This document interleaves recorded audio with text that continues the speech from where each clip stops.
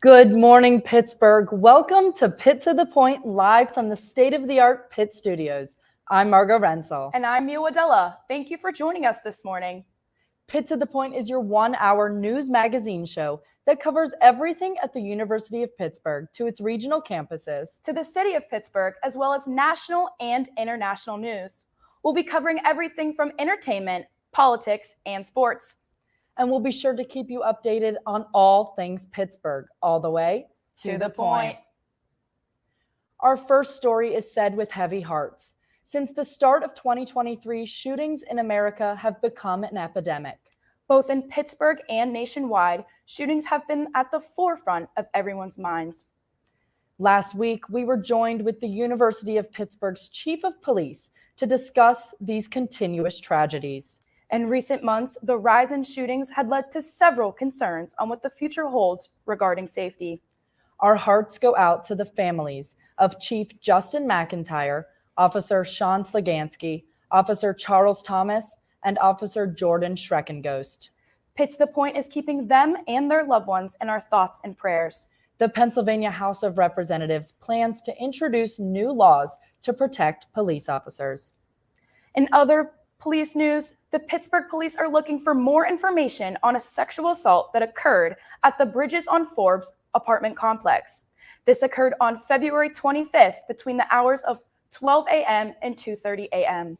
The victim reported meeting the actor, identifying himself as Damien, at a local establishment and went to the Bridge on Forbes where the assault occurred.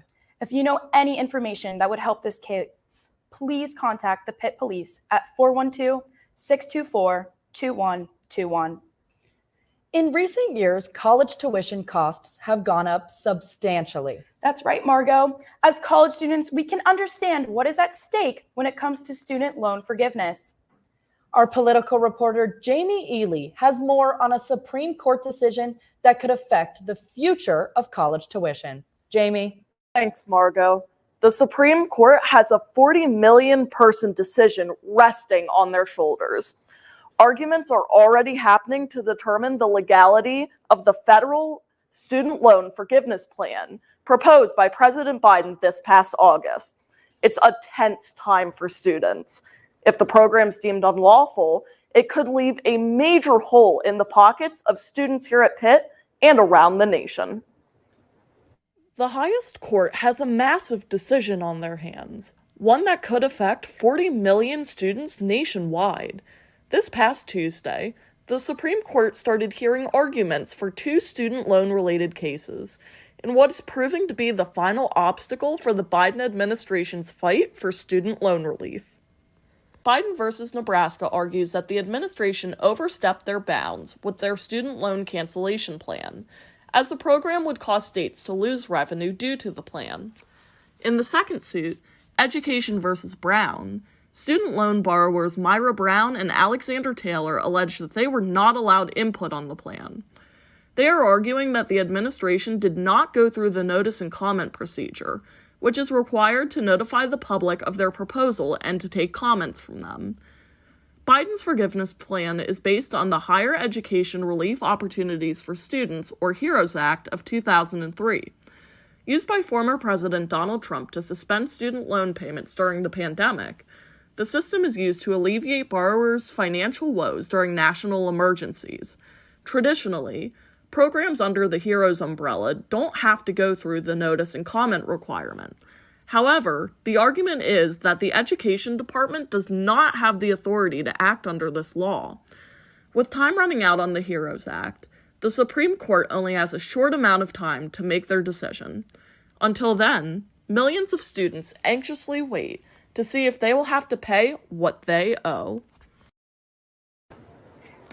The Supreme Court is expected to release their decision sometime in the next coming weeks, although it's uncertain exactly when this decision will be coming. Right now, it is not looking optimistic for Biden's administration and for the students, due to the large majority of conservatives on the bench. Until the decision is released, students at Pitt and nationwide wait with bated breath for a ruling that could save them money or cost them more than ever imaginable. For Pitt to the Point, I'm political reporter Jamie Ely. Margot, Mia. for that update, Nikki. The Pitt News is a student-run newspaper that informs the Pitt student body about current events happening on campus. Since 1910, they have been giving people objective and informative news. For our next segment, take a look at their latest headlines.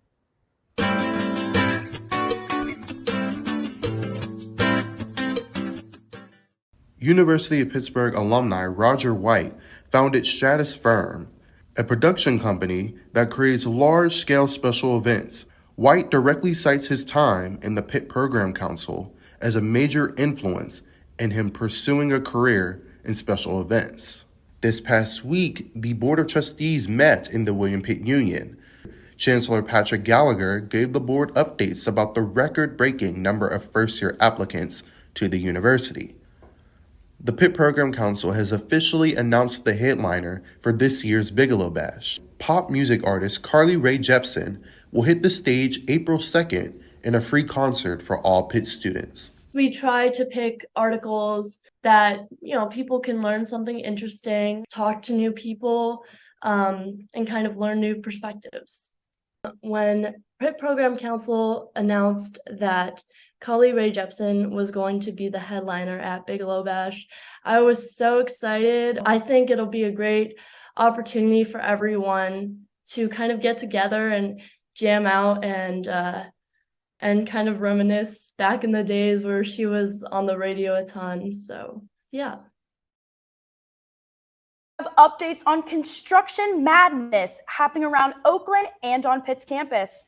That's not all, Mia. We also have an update on the Pitt women's basketball team and their ACC rankings when we return.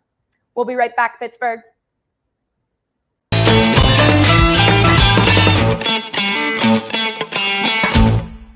So one inventive tool that the University of Pittsburgh has is Pitt Funds Me. So Pitt Funds Me is for outside scholarships that you can review and apply for as well. There's 8,000 plus scholarships on that website. These scholarships have been vetted as good and reliable resources, so you can guarantee that these are not resources that are trying to steal money or trying to scam you in any way. Any student has access to this, even admitted students who have not deposited yet.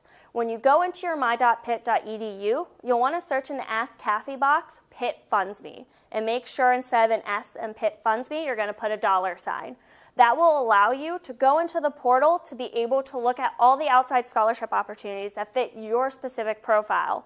They will ask several questions. You do not have to answer all questions or any questions if you don't want to, but the more questions you answer, the more opportunities that become available to you to apply. We are the University of Pittsburgh, forged in a blue-collar city with gold standards, where innovators, researchers, thinkers, and healers are always reaching for new heights. There is no limit to what we can accomplish when we put our minds, our hands, our soul, and spirit to it. Here, progress is always in progress. Hail to Pitt, proud partner of the ACC. They come here, forged in the spirit of change, pushing to answer the questions, and then questioning the answers, embracing each challenge as fuel for reinventing the world. Because here, leadership, courage, creativity, innovation, and progress are always in progress. The University of Pittsburgh, forge ahead.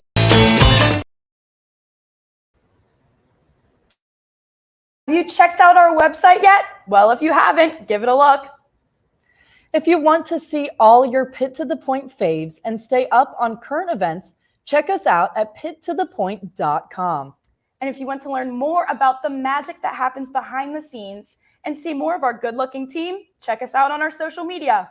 You can find us on Instagram and Twitter at Pitt to the Point and on Facebook at Pitt to the Point. Check it out. If you have ventured into Oakland in the past couple of months, you may notice it has gotten much louder. That's right, Mia. And this is not because of excited students. This is due to hefty amounts of construction. For our next story, we will be taking a look at what Oakland has become a construction mayhem. Construction in Oakland is a big issue for most people now. At every turn you see there's construction going on the University of Pittsburgh's campus. And for a lot of people, it's a hassle in their daily lives. Affecting their daily lives on campus, rampant construction around the University of Pittsburgh's campus is becoming a concern. I do miss like a prettier version of this campus, so it does affect me in a negative way, I would say. For many, the concerns are aesthetic, and a loss of potential green space could lead to a downgrade in campus life. I'm a big fan of like the area like outside, like Paws Bar and stuff, and it's like they completely torn up that street, and it's just like absolutely hideous looking. For students, they understand that there will be construction, but it is the volume of the construction that is growing concerning. You know, incoming or thinking about coming to Pitt, like why would you want to come to a place that looks like it's not even going to be done? You know what I mean? Like, I take a lot of the back roads when I come to classes, and right near the library, they can be kind of obstructive. Many of the projects are lumped together, pushed back by the coronavirus pandemic. I mean, Oakland traffic is always bad, but it definitely doesn't help when they just close off 2 lanes of, like, was it 2 lanes of Fifth? Like just half of Fifth just randomly, it would appear anyway. Now, though, that they're all happening at the same time on campus, people are hoping to see the fruits of the labor. I think I'm honestly happy for the later generations that are going to get to experience like the prime version of Pitt campus. But regardless, I still walk around and I'll take pictures or I'll admire Pitt on a great day. There's a lot of construction in Oakland right now because obviously there are a lot of projects backed up from COVID. However, that doesn't mean that people don't see the effect, but they're hoping that the master plan really comes together within the next 3 or 4 years and the fruits can be shown. For Pitt to the Point, I'm Pitt Beat reporter Nick Faribaugh.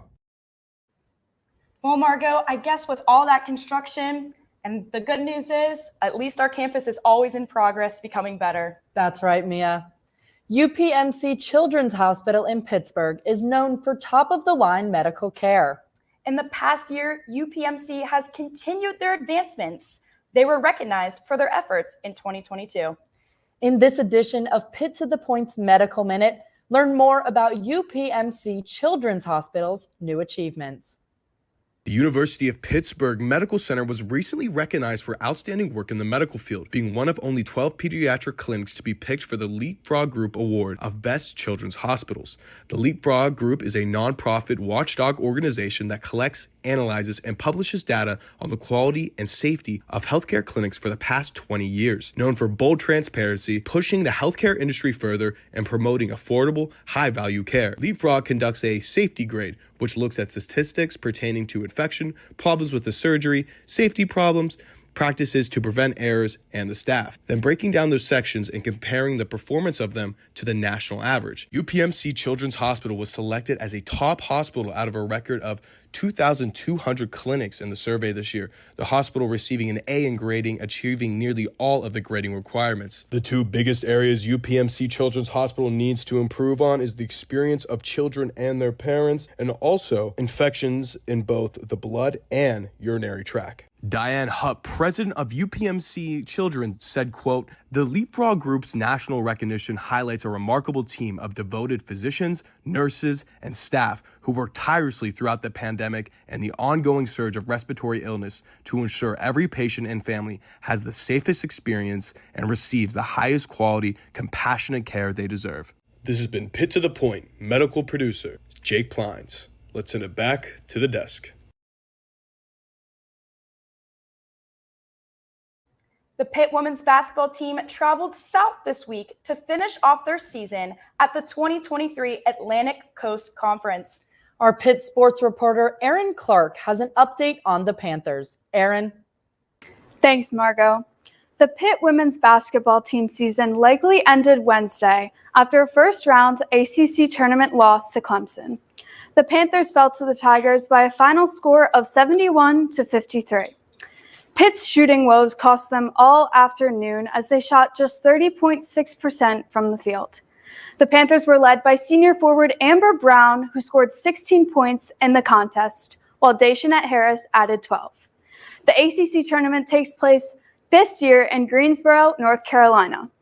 Pitt came in as the number 15 seed after losing 3 of their last 5 regular season games. During his post-game conference, Panthers head coach Lance White discussed this tough loss and the difficult season for the team, but also complimented the seniors' resilience and their contributions to the program.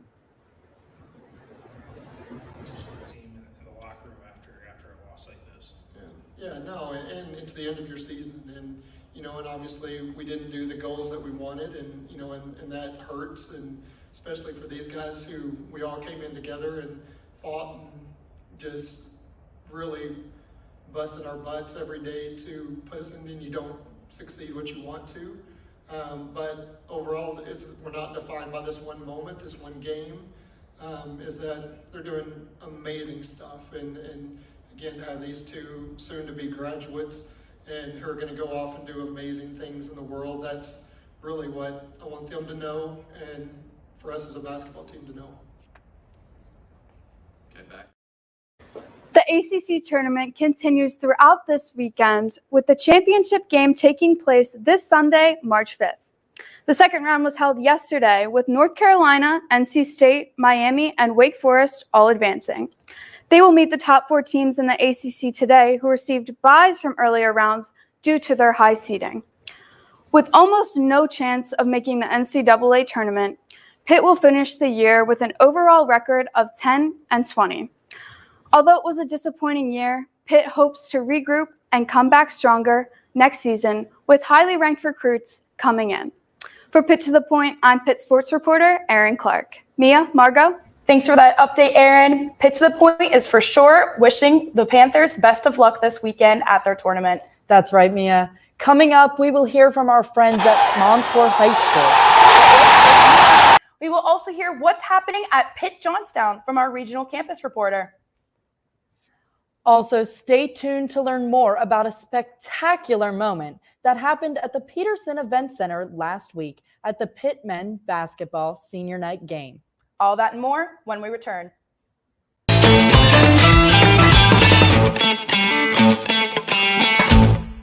So one inventive tool that the University of Pittsburgh has is Pitt Funds Me.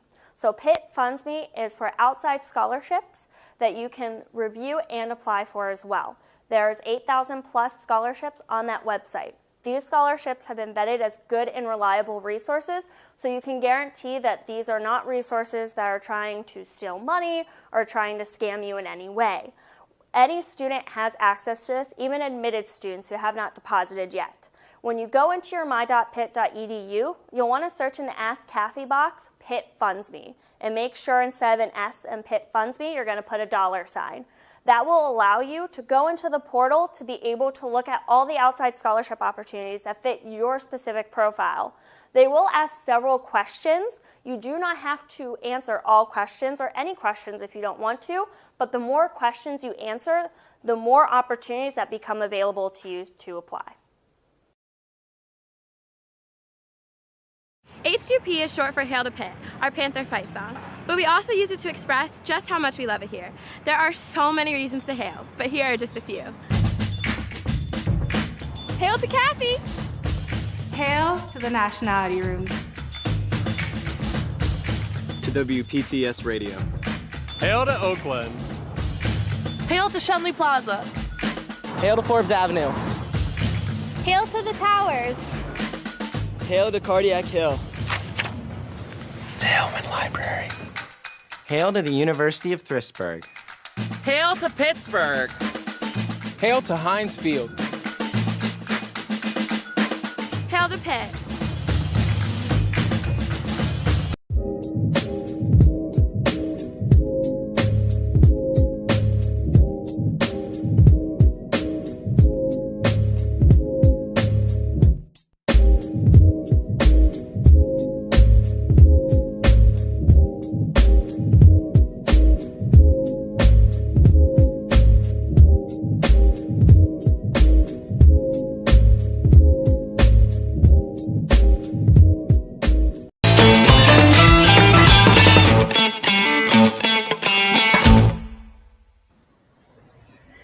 Welcome back to Pitt to the Point.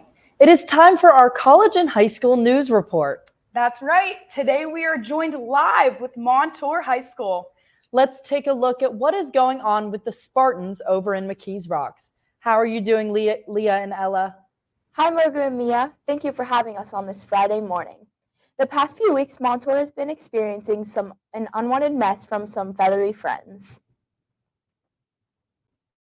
Geese at Montour High School are being relocated throughout the month of February. At the beginning of the 2022-2023 school year, Canadian geese flooded Montour's campus. Years ago, Montour sought advice from the Game Commission on how to handle the manageable amount of 40 geese on the campus. It was really annoying because for practice with marching band and track, we step in it all the time and our shoes get covered in it, and it's hard to run around it.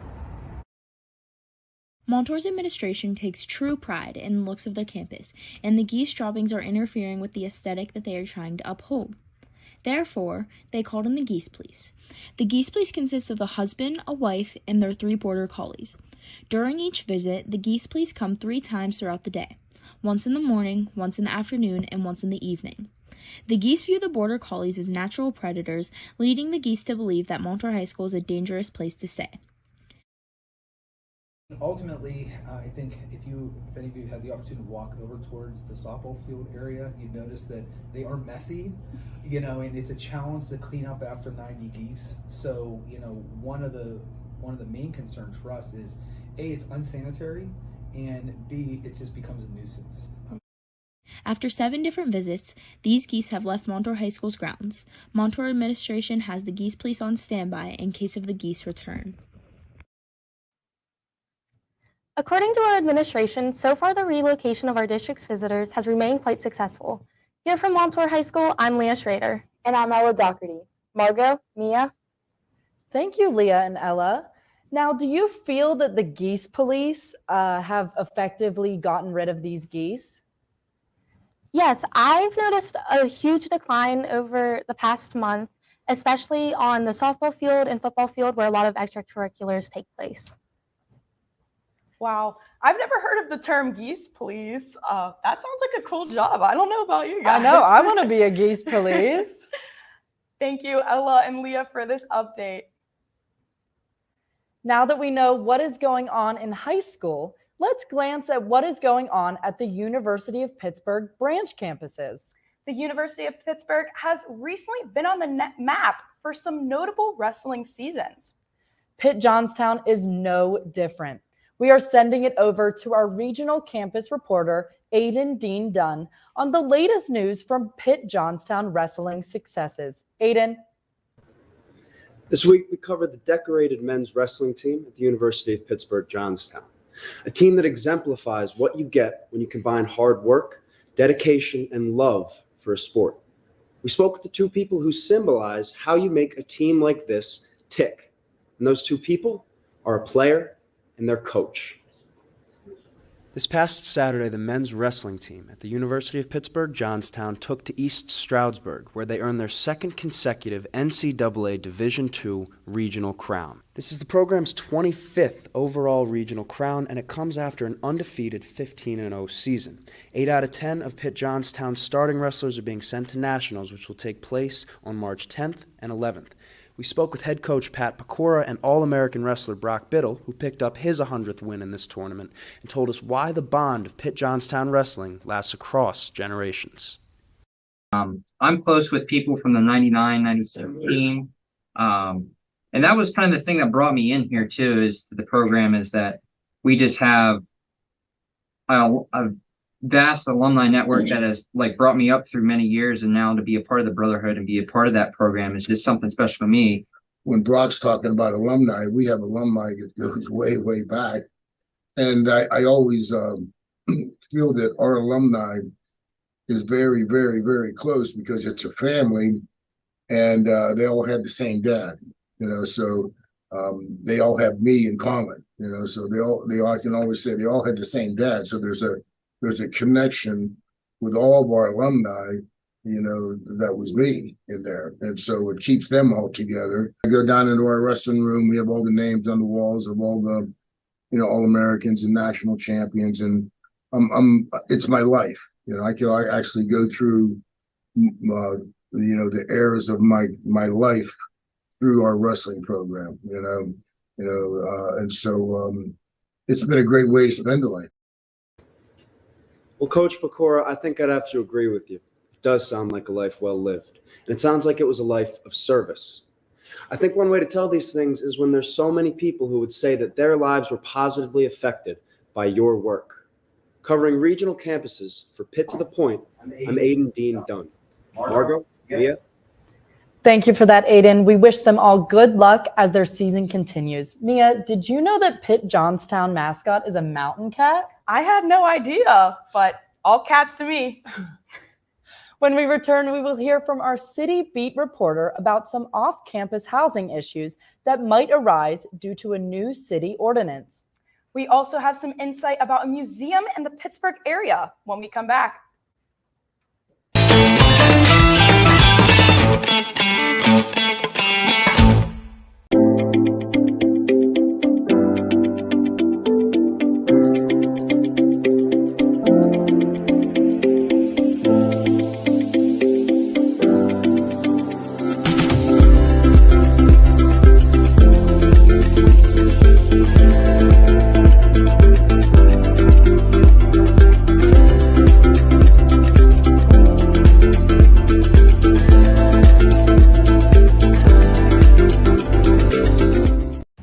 They come here, forged in the spirit of change, pushing to answer the questions, and then questioning the answers, embracing each challenge as fuel for reinventing the world.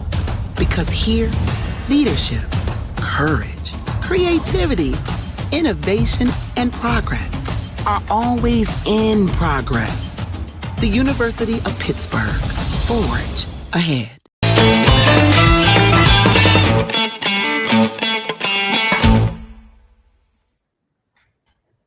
Welcome back to Pitt to the Point. We're so happy you joined us this morning. Pitt Tonight is the university's best and only late night talk show. From a live studio audience to sketch comedy to a house band and hilarious show host, Nick Casino, it's worth checking out Pitt Tonight. The guests for Pitt Tonight will be announced on their Instagram. People can find tickets by scanning the QR code on the screen or by going to their Instagram at Pitt Tonight. Up next, the Pittsburgh City Council recently passed a rezoning ordinance that is going to impact the Oakland community. Let's hear from our city beat reporter, Allie Ross, for more on the story. Allie. Thank you. Just like our Pitt beat reporter Nick Faribault was saying earlier in the show, construction is everywhere in Oakland right now. And thanks to a rezoning ordinance passed by City Council earlier this week, even more new projects and development could be coming to the neighborhood. Pittsburgh City Council gave its unanimous approval on Tuesday to a rezoning ordinance that could change the face of Oakland. It's a big step forward in the city's Oakland plan. The plan is big and contains lots of things in it. Principles, policies, programs, project is only just one little piece of it, of that whole larger plan. And it only is governing what it is that you can build where. The ordinance creates 3 new zoning districts to change the rules for development in Oakland. For example, in central Oakland, between Louisa Street and Dawson Street, developers can create more and taller multifamily housing, like apartment buildings, and they can put retail space on the first floor. The zoning laws also raise the maximum building height along Forbes and Fifth Avenue, as well as create new sidewalk standards and limit residential space in that area. Finally, along the Boulevard of the Allies, new rules would encourage development of small businesses and commercial use, plus residential development that includes affordable housing. Across all of Oakland, a new inclusionary zoning rule will also require new housing developments to make a percentage of their units affordable housing. So that's enormously exciting because that will mandate the construction of new affordable units. These changes may seem big, but they won't come overnight. Zoning isn't a way of saying, and this shall be. Like, if you look at the map, it isn't to say that, like, starting tomorrow, we're going to bulldoze everything in central Oakland and start building, stuff which is 80 or 100 feet tall. It's more like, this is what you could do in here. Here are things that individual projects could look like. There's still a long way to go before the Oakland plan is finished, but proponents of the zoning changes say they will make Oakland a more accessible, livable, and equitable neighborhood, especially the addition of that affordable housing. For Pitt to the Point, I'm your City Beat reporter, Allie Ross. Margot, Mia? Thanks for that update, Allie. Pitt to the Point will for sure keep you updated on what the future holds for Oakland residents, especially Pitt students. For our Clubbing at Pitt segment, we highlight one club from the University of Pittsburgh that is creating social, professional, and academic opportunities for students on campus. This week, we are highlighting one club that supports foreign language knowledge. The Brazil Nuts Club gives students an outlet to practice their Portuguese with their peers. Aqui está! Oi, bem-vindos ao Club Hoppers. And I'm Elliot, and I'm here with Brazil Nuts. Woo! Oi! So we meet every Monday, typically at 4:30 in the Global Hub, although last week we actually had a collaboration event with the Italian Club. So everybody at any level is welcome. It's also a really great opportunity to meet other people who might be at different levels, and the more friends you make, the more conversation partners you have, the better your Portuguese becomes. Ficamos perdidos em Montreal por, 3, 4 horas. Chegamos no hotel às 2, 3 horas da manhã e fica tão frio, menos 5 graus. Oh, meu Deus. E chegamos no hotel, eles falam, os trabalhadores no hotel, eles falamos que os quartos não estavam prontos. Então ficamos lá fora no hotel por... De madrugada. De madrugada. Uns 45 minutos no frio. How would I say, I want to go to Brazil? That's a long sentence. We could, I want to go to Brazil for Carnival. Yeah, that's what I was thinking. Yeah, Is that... yeah, we can definitely okay. do that. Eu quero. Do you want to write it down? Eu quero. 3, 2, 1. Eu quero viajar pro Brasil para Carnaval.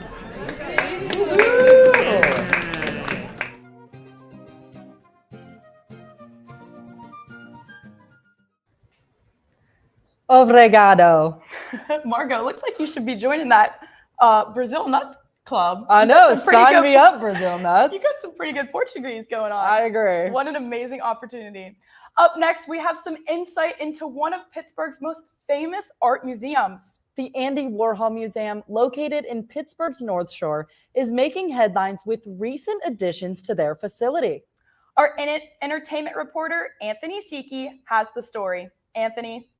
Thanks, guys. Well, Pittsburgh is well known for many things, being a front runner in the steel industry. It's many sports teams and this little known artist by the name of Andy Warhol. Now, the Andy Warhol Museum here in Pittsburgh has been a mainstay for the arts and culture for many, many years, with it celebrating its 30th anniversary next year. But the Warhol has no plans of slowing down, reaching as many artists in the Pittsburgh area as possible with the development of the Pop District. The Andy Warhol Museum is at the forefront of a new cultural district in the city of Pittsburgh. Being named after the iconic art style of its namesake artist, the Pop District surrounds the Andy Warhol Museum. The $60 million project is being rolled out in phases, with its first phase concluding in May of last year. This phase included public art exhibitions from artists such as Typo and Michael Loveland, and will include work from other artists in the future. The first phase also created production spaces for the Warhol Academy, a 24-week digital marketing program covering a variety of topics, all for the low price of free.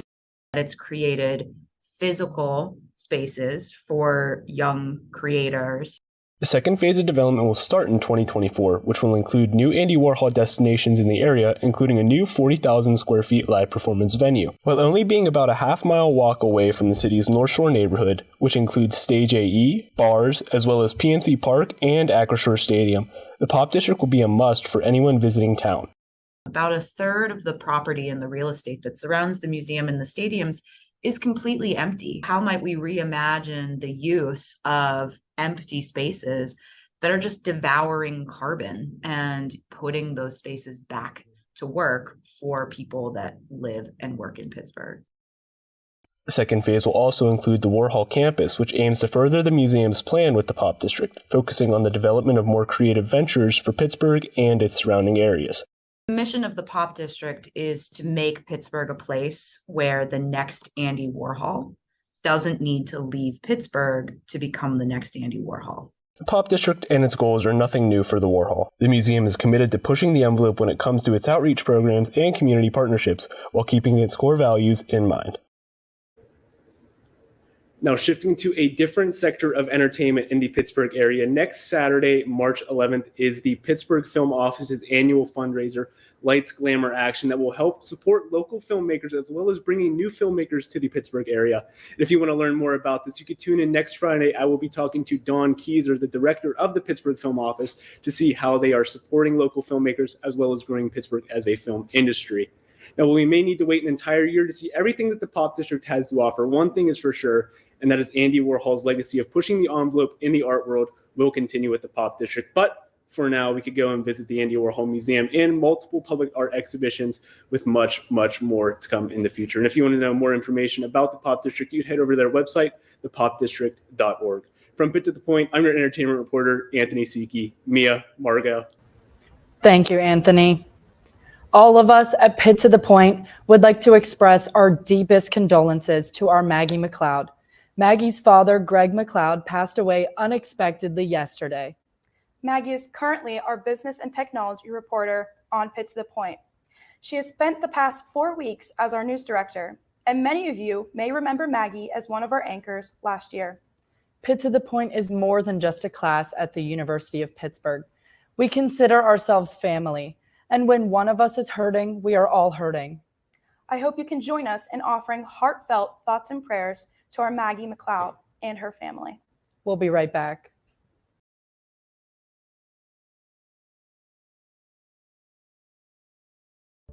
The University Store on 5th is more than a college bookstore.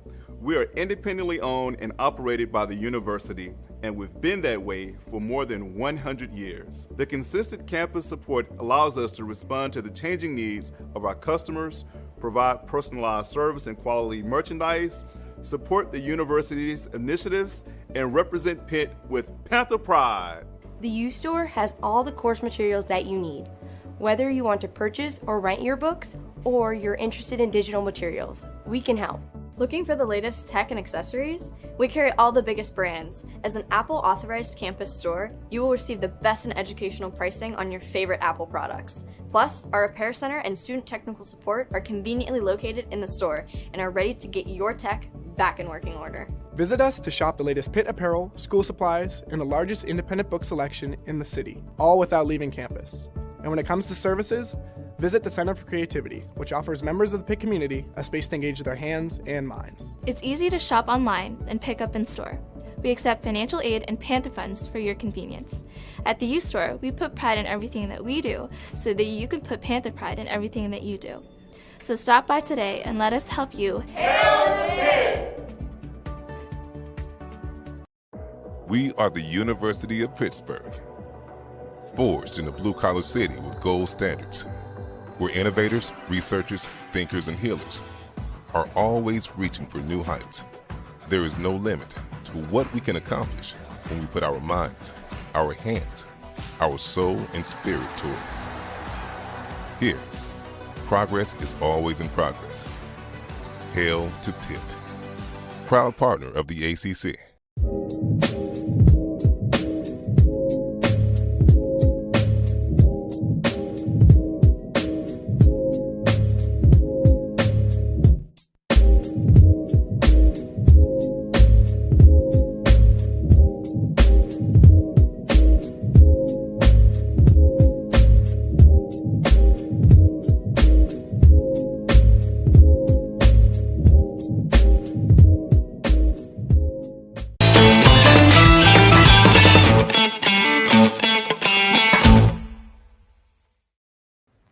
Welcome back.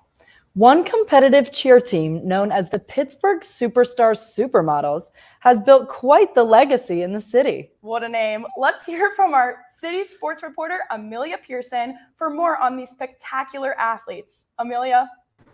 Thanks, girls. these Pittsburgh superstar supermodels, get ready to watch them strut, vogue, and pose. Now, let me tell you, these girls can stunt, tumble, jump, and dance better than anyone I've ever seen. Now, let's watch them rock that runway. Located in Cranberry Township, Pittsburgh Superstars is a competitive cheerleading gym that has been open for almost 2 decades. Supermodels, the gym's world's team, has finished with both bronze and silver medals at the World Championship. Owner and coach Amy Saffel-Nice-Warner told Pitt to the Point what makes her gym stand out. I really tried to focus on the athletes hitting their routines, and that's a win for us, and I just don't want them coming off the mat with any regrets. I have an anything's possible kind of mentality, so I believe it's in God's hands, and we just leave it up to Him. We try to do our best and believe and have faith and see what happens. Hopefully that will happen, but who knows? Only God knows. Supermodels athletes Sarah Fink and Brooklyn Lovelace also mentioned their favorite parts about cheering at Pittsburgh Superstars. Teamwork seems like such a simple word, but there's so much to it. To me, it means that you can put your full trust into these teammates of yours. You could be going through the worst day of your life, but in your mind, you know, these people have your back. They're going to be with you no matter what, and they always support you. I think if we keep putting in the same work and keep hitting at practice like we have been, I think we'll have no trouble doing good and definitely completing our goals for the rest of the season and definitely at Worlds. So I have no doubt that we'll do great. To find out more about Pittsburgh Superstars and how to get you or your child involved, check them out on their website, pittsburghsuperstars.com, Facebook, Pittsburgh Superstars, or Twitter and Instagram at PGH Superstars. Now, supermodels will compete at the Cheerleading Worlds at the ESPN Wide World of Sports Center in Orlando, Florida, late April. They hope to add that gold medal to their collection and bring it back to Pittsburgh. From Pitt to the Point, I'm City Sports reporter Amelia Pearson. Mia, Margot? Thank you, Amelia. Did you used to cheer? Oh, actually, I did. I was a competitive cheerleader for 12 years. I was too. I'm going to have to find out when tryouts are. I want to see you guys on that mat. We'll be there. We'll be there. But I don't know if I could be a Pittsburgh superstar supermodel, but a girl can dream. Oh, yeah. That was awesome seeing those spectacular athletes. Thanks for the story. Each week, Pitt to the Point has the honor of recognizing a University of Pittsburgh alumni that continues to impact our community and make Pitt proud. This week, our Pitt alum has been signing an incredible legacy. Let's look.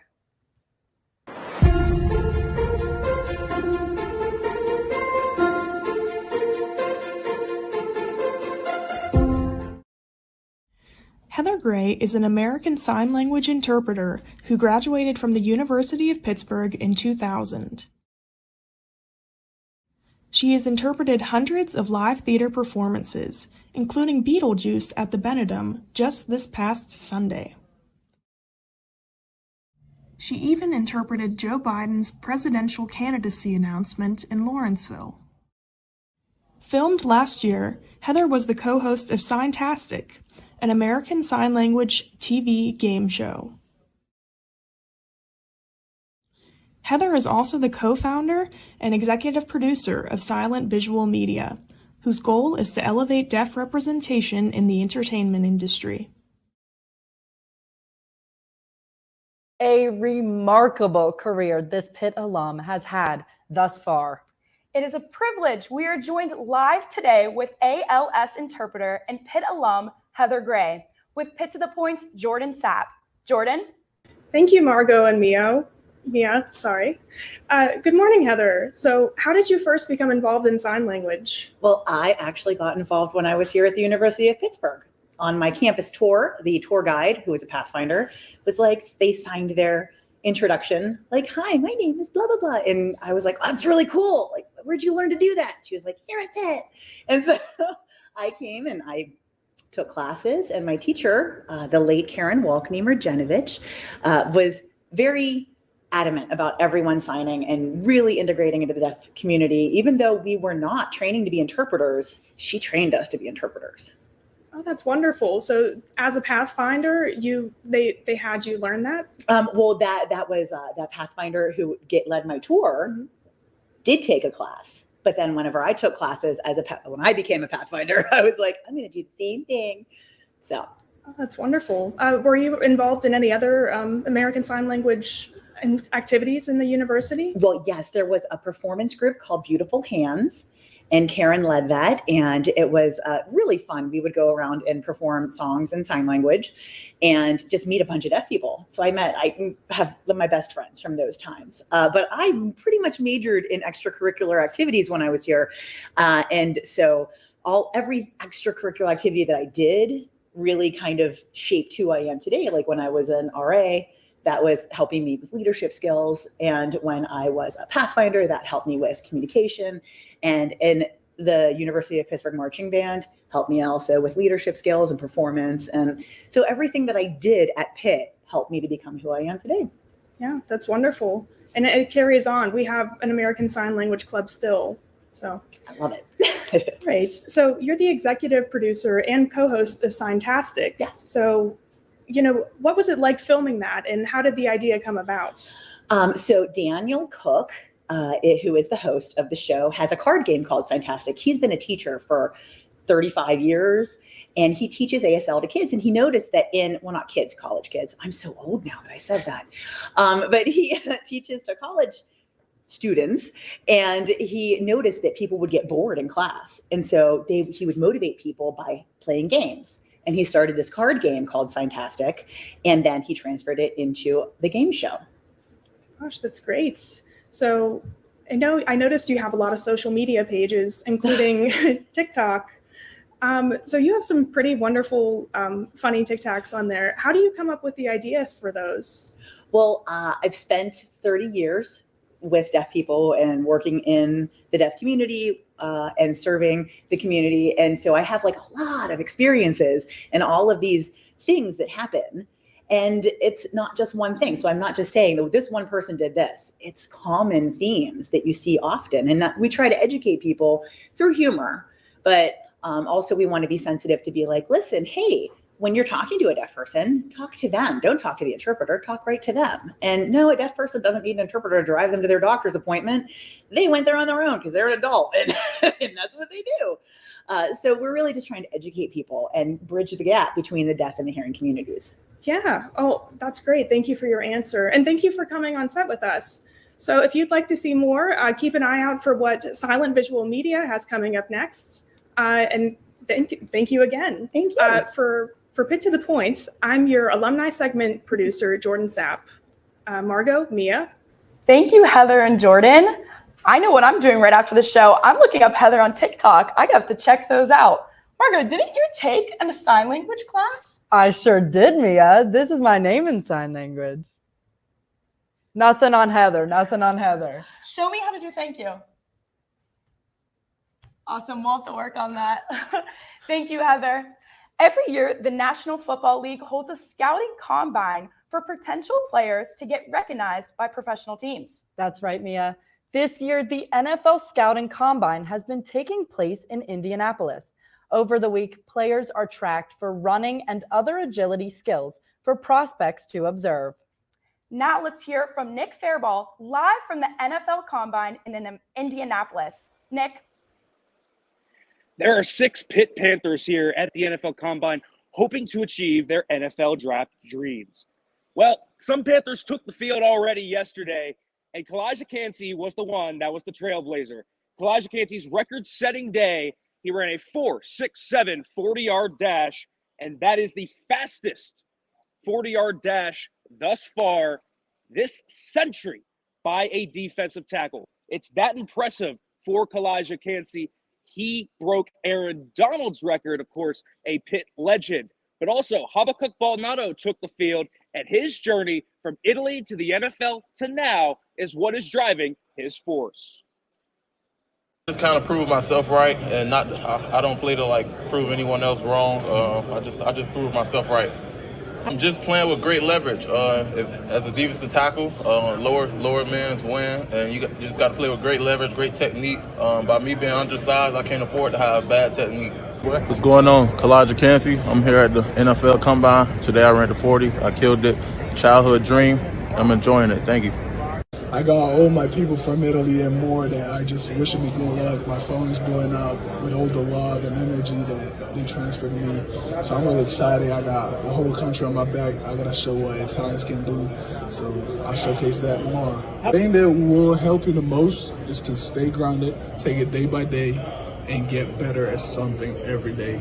So don't be overwhelmed like maybe you're behind some players and you try to get better 20% in one day. That's not going to happen. Sono pronto per il combine dell'NFL. While the Panthers will be at the Combine trying to help them, it's also a day for updates. And Bills GM Brandon Beane spoke and gave an update on the health of former Pitt safety Damar Hamlin. Obviously, he collapsed on the field in Cincinnati 2 months ago. However, he's now trying to get back on the football field. And Brandon Beane says that is possible as he is now getting ready to go fully on the road to recovery.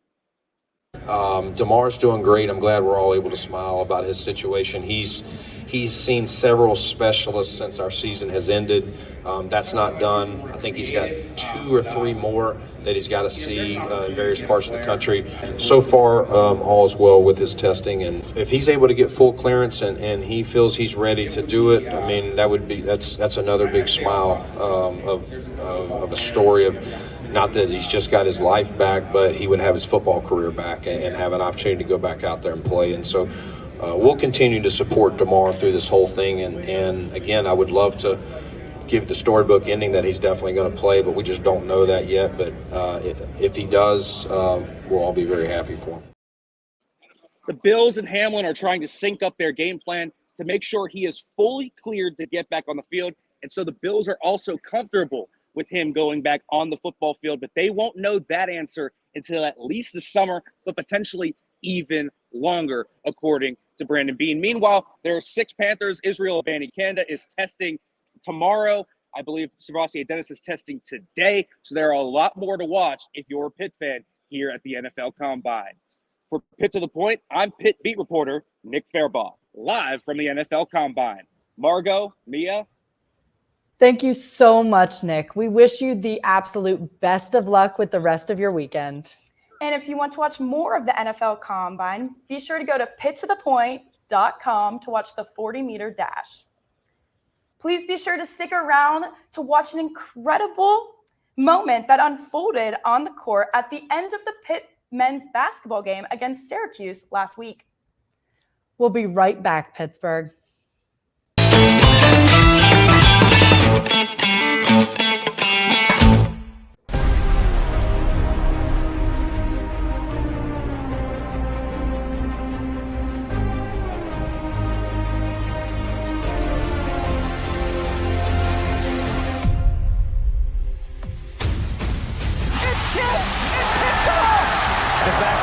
Is officially back and in the books.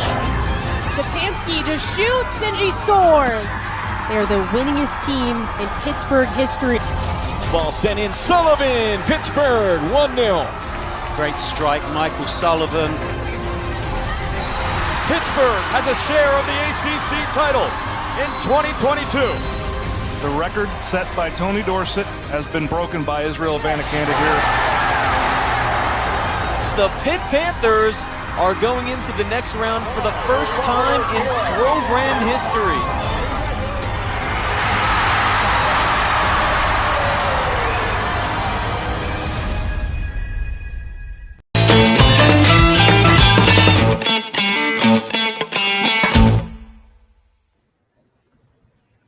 Welcome back to Pitt to the Point. For everything from politics to sports, entertainment to medicine, Pitt to the Point is the place to be. I wouldn't want to be anywhere else, that's for sure. If you want to stay up to date on the latest, be sure to keep tuning in every Friday at 8 a.m. from now until April 21st. You can catch our show every Friday at 8 a.m. on the University of Pittsburgh's YouTube page. If you just so happen to miss it, never fear. You can see a replay of the show at noon every Saturday on CBSN KDKA's streaming platform. Pitt men's basketball team has had an historical 2023 season. On top of all of the team's success this season, one player finished off their Pitt basketball career with an exciting and emotional send-off at senior night. Let's watch this Panther Nation moment.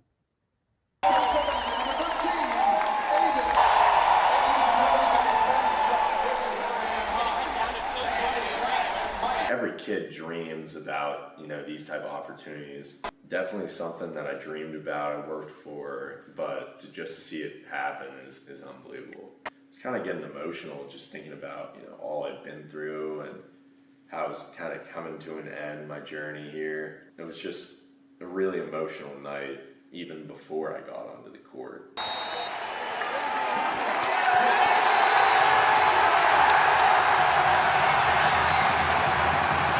Once I got that ball and I scored it, that was when I really blacked out. I was running down this court just screaming with no regard for anything.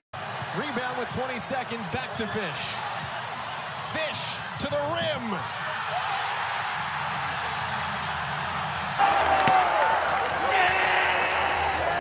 And then the buzzer sounded, I just lost it.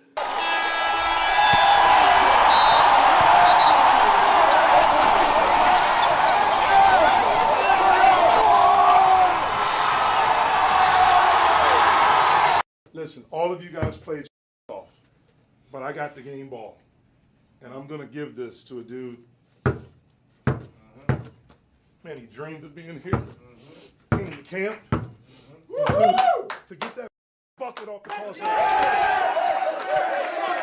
It was just a moment that I'll never forget. He has seen the hard work that I put in.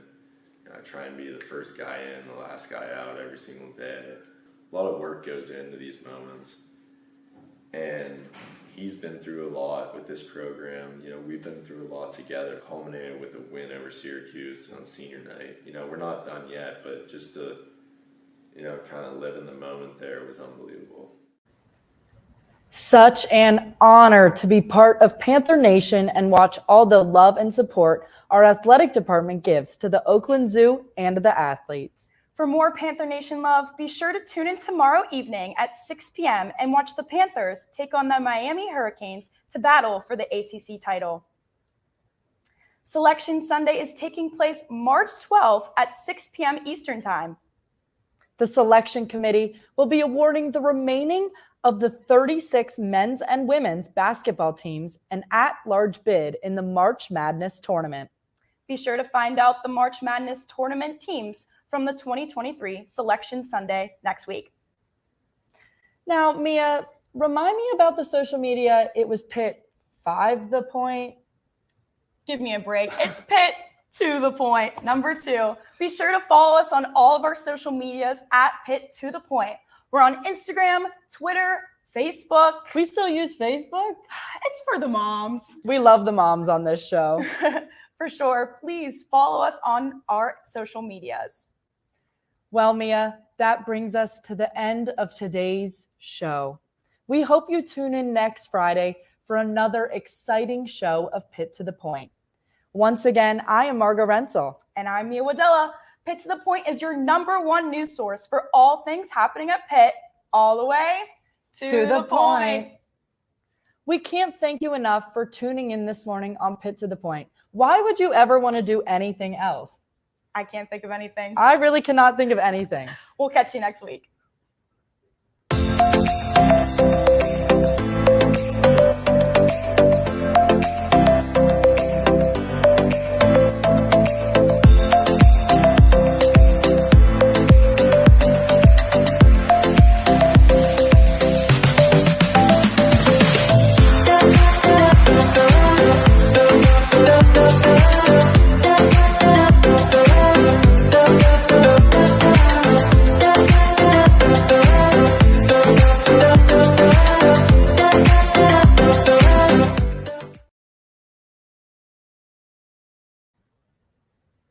So true.